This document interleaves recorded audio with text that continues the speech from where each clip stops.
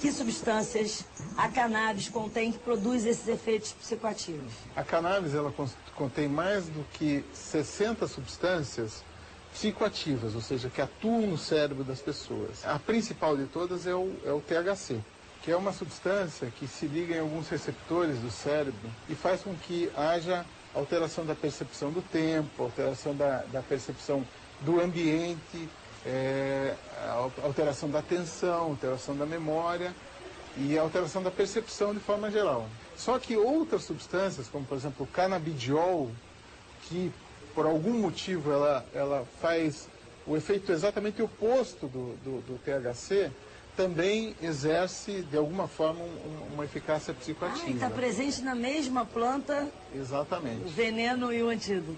Mais ou menos isso, quer dizer, um estudo que foi conduzido na África do Sul mostrou que naquela região da África do Sul as amostras da cannabis, elas não continham essa outra substância chamada canabidiol.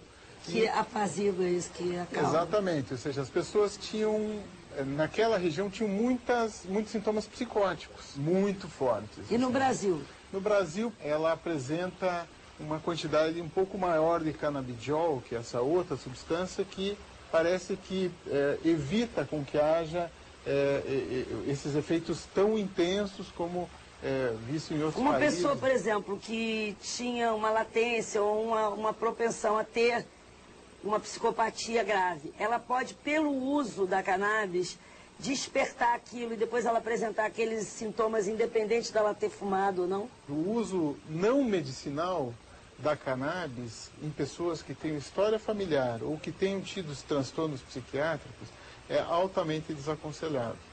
Entendi. Então, o solo é fértil, assim, e às vezes a cannabis é a semente que cai para... Como é que funciona quimicamente, mecanicamente? Chega uma substância tipo o THC. O que acontece dentro da cabeça da gente? No final da década de 80, alguns pesquisadores descobriram que havia um receptor em algumas regiões do cérebro, nos neurônios de algumas regiões do cérebro, em que o THC se acoplava, se ligava. Deus não iria criar um receptor no cérebro dos seres humanos para que um dia ele se encontrasse com o THC e falasse assim, ó, muito prazer THC, eu sou o receptor canabinoide, nós vamos nos encontrar aqui e agora vamos ter um efeito. A grande novidade no começo da década de 90 foi de que o nosso cérebro produzisse uma maconha endógena.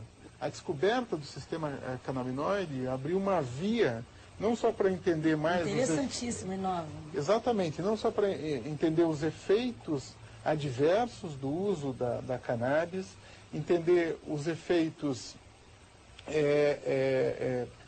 eventualmente benéficos dessa substância e possibilidade de produzir novas medicações que podem beneficiar uma série de pessoas. A cannabis poderia ser usada com que outros fins medicinais? Tem uma indicação para glaucoma, tem indicação para, como eu já falei assim, dores musculares, dores neuropáticas, ela tem indicação para outras condições também, como ansiedade, se for usado epilepsia, ansiedade, se for usado em doses bem baixas, em doses bem altas, ao contrário, aumenta muito a ansiedade. Com HIV também. Com HIV também, náuseas imensas em pessoas que fazem quimioterapia devido a câncer. Tem um potencial grande. Um potencial grande. Agora, a forma fumada, a pessoa não sabe quanto que está consumindo, não sabe o que tem lá dentro, pode ser muito prejudicial. A pessoa pode desenvolver quadros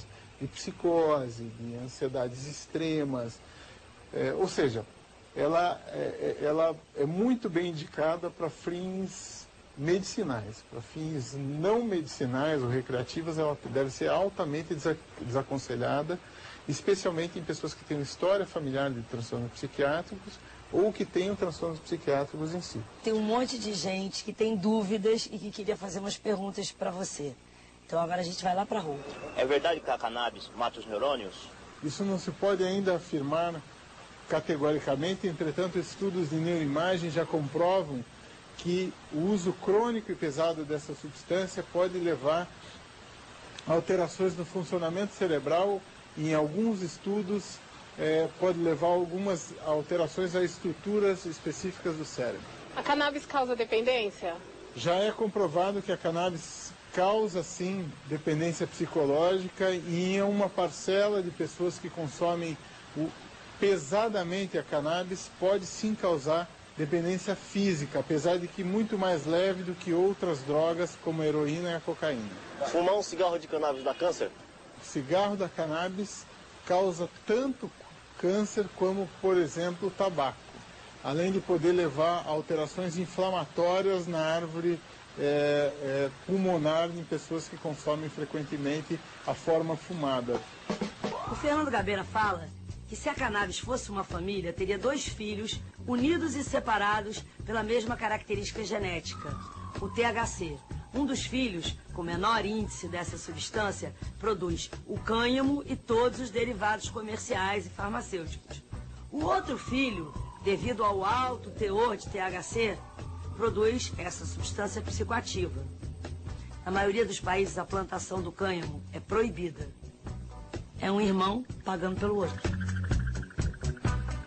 No ano 2000, cientistas da Califórnia concluíram que a cannabis provoca câncer, enquanto cientistas ingleses afirmaram que a cannabis pode curar o câncer.